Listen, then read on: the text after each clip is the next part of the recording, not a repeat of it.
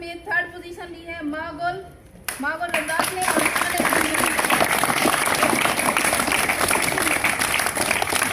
है 96%।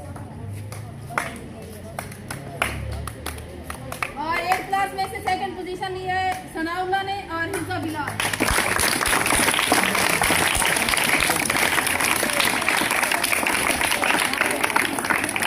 इनकी परसेंटेज बनी है 97%।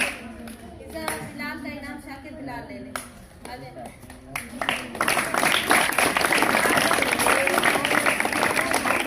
और सनाउल्लाह का रिजल्ट उसामा सिराज ले ले।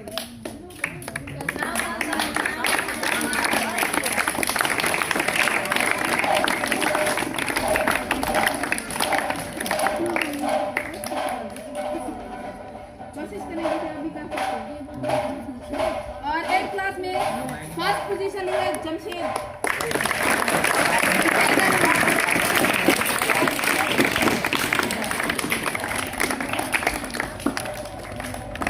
इस बच्चे की भी परसेंटेज बनी है 97%।